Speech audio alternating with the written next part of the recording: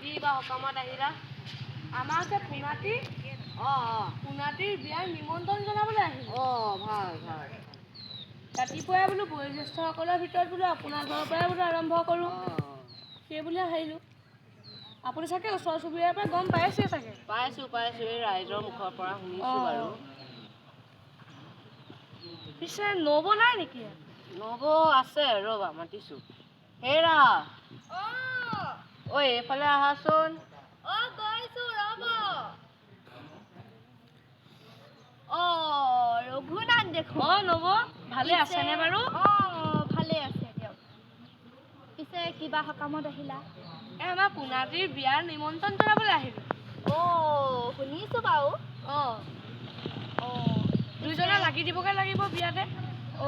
মই বাৰু বিয়াৰ দিনাখনেই লাগি ভাগি দিমগৈ দিয়ক। এই পিছদিনাখনি মানে মোৰ লেঠা এটা আছে বুজিছেনে? পিছদিনাখনি আমাৰ এয়ে যাব দিয়ক। হ'ব তেনেহ'লে। মই এই চাহকণকে আনিম। চাহ নালাগে। তামোল এখনকে আনোঁ। নালাগে।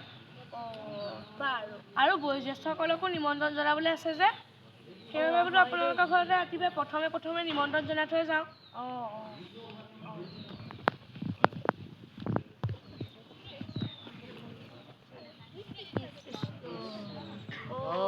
হৰি ৰাম কৃষ্ণ। পুনাতিক দুজনে আশীৰ্বাদ কৰিব আৰু।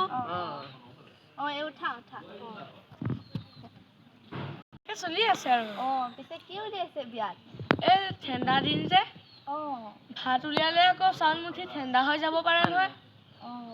সেইবাবে বোলো লুচি পুৰি আৰু ৰসগোল্লাকে আয়োজন কৰিছোঁ। দুইজনে লাগি দিবগৈ আৰু।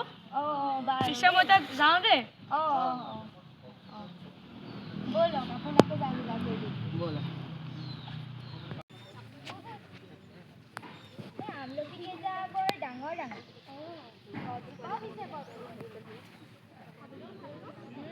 আৰু এই মায়ে যে সদায় আমলখি খাবলৈ কৈ দিবি।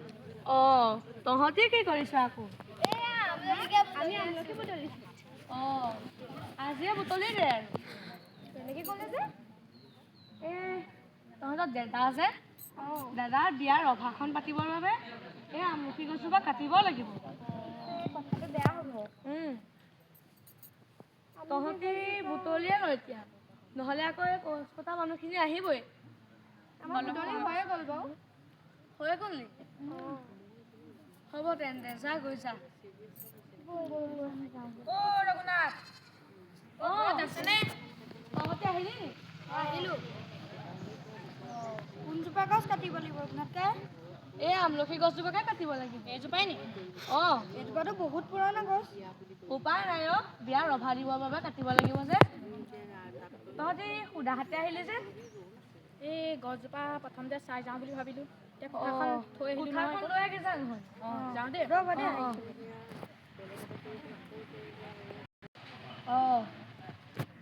আজিয়ে তহঁতি এতিয়া গছজোপা কাট। পাছত আজি দিনটোৰ ভিতৰতে এই গছজোপা শেষ কৰি পেলাব লাগিব। হ'ব দেই।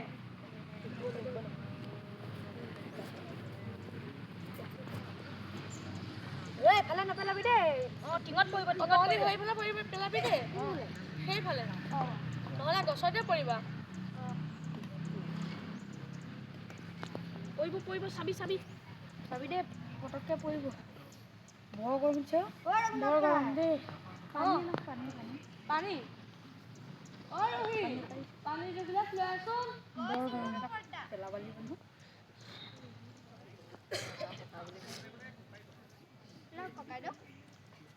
দিয়ক।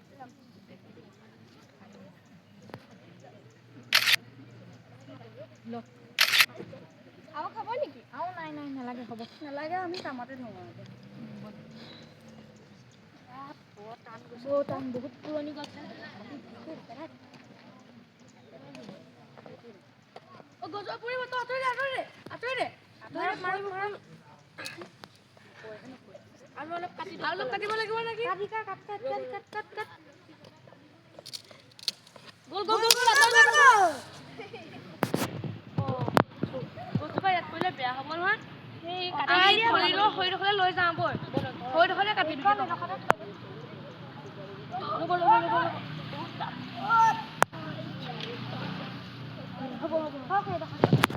পথাৰ দুখনে এই গছজোপা কাট হ'ব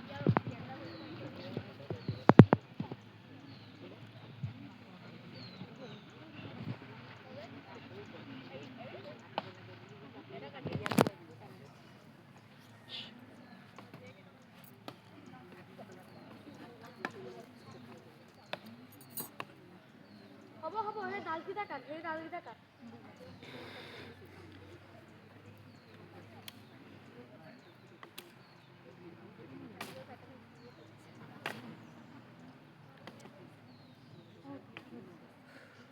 আজি গৰমটো বহুত পৰিছে নহয় আকৌ হয় দেই কাট দেৰি হ'ব নহ'লে ৰাতি হ'ব হৈছে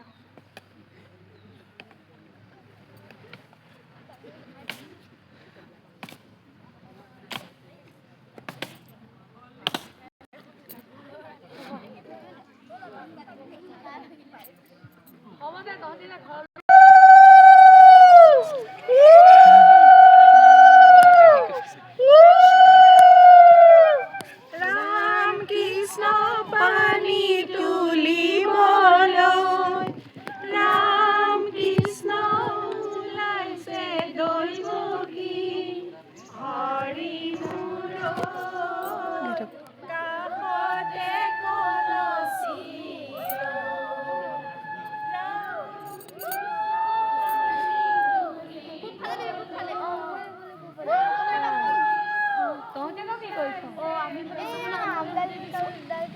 আমদালে তুই ফুল দি দিলি ফুল লাগে সঞ্জ মানে ঘৰৰ পৰা লৈ আগে যা ভিতৰত লগালি জানো ভিতৰত লগাই নালগে ন সোনকালে যা আলহী তেতিয়া আহিবই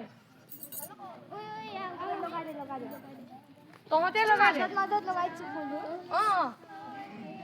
ওই হৈ যদি আহা আমি ওলাম সোনকালে যা ওলামগে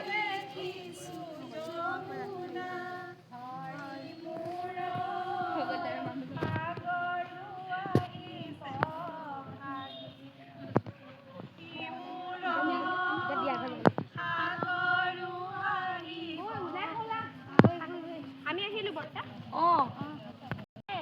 বৰমাহঁতে হ'ল ভিতৰত কাম কৰি আছো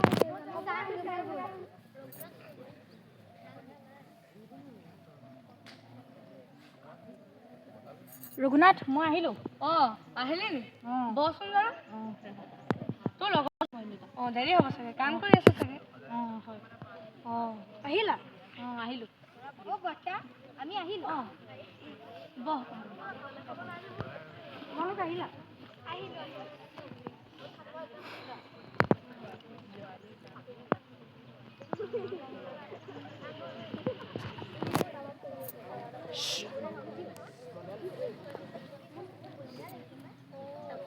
ৰঘুনাথ ককাইদেউ মই আহিলো ৰঘুনাথ আহিলে আহকচোন আহক বহক আহক ৰঘুনাথ ককাইদেউ ৰভাখন বাৰু ভালে লাগিছে হয় কিন্তু ইয়াত বস্তু এটা দেখা নাপালো কি বস্তু দেখা নাপালে ককাইদেউ এই আমলখি গছ এজোপা যে আছিলে সেইজোপা কি হ'ল ৰঘুনাথ আমলখি গছজোপা এই ৰভা দিবৰ বাবে আমলখি গছজোপা কাটিব লাগিলে কিয় কাটিলা ৰঘুনাথ ৰভাখনত দিবলৈ নহ'লে অসুবিধা হ'ব তুমিতো কিবা এটা কৰি হ'লেও গছজোপা বচাব পাৰিলাহেঁতেন হয় ককাইদেউ তুমি এইটো বেয়া কাম কৰিলা নহয় হয় বাৰু তুমিতো জানাই এই আমলখি গছজোপা কিমান বয়সীয়াল আছিল হয় হয় আৰু আমলখিৰ উপকাৰিতাৰ বিষয়েতো তুমি জানাই এই কণ শিশুসকলে আমলখি খাই কিমান ভাল পাইছিল তুমি এইটো বেয়া কাম কৰিলা ৰঘুনাথ ভাল পালো ৰঘুনাথ তুমি তোমাৰ পুতেৰৰ বিয়ালৈ মাতিলা পিছে এই ৰভাখন দিবলৈকে আমলখি গছজোপা কটাৰ বাবে মই বৰ দুখ পালোঁ ৰঘুনাথ দৰাটিক মাতাচোন এজোলোকা আশীৰ্বাদ দিওঁ আৰু যাওঁ এই আমলখি গছজোপা কটাৰ বাবে লুচি পুৰি ভাজি একোকে নাখাওঁ পোনা ককা আহিছে আহচোন গৈছো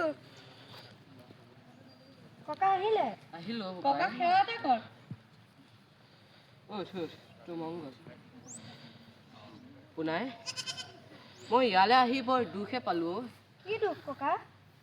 এই ৰভাখন দিবলৈকে আমলখি গছজোপা কটাৰ বাবে মই বহুত দুখ পালোঁ পোনাই। তোক আশীৰ্বাদটো দিলোঁ আৰু মই যাওঁ পোনাই, তোৰ মংগল হওক। ককাদেউ কিবা এটাতো খাই যাওক। নাখাওঁ ৰঘুনাথ, তোৰ ভোক নাই। আমিও যাওঁ বৈ ইফালে দে যাওঁ সেই আৰু দেই ৰঘুনাথ। অঁ যাওঁ। পৃথিৱীৰ তেজৰ ৰং সেউজীয়া।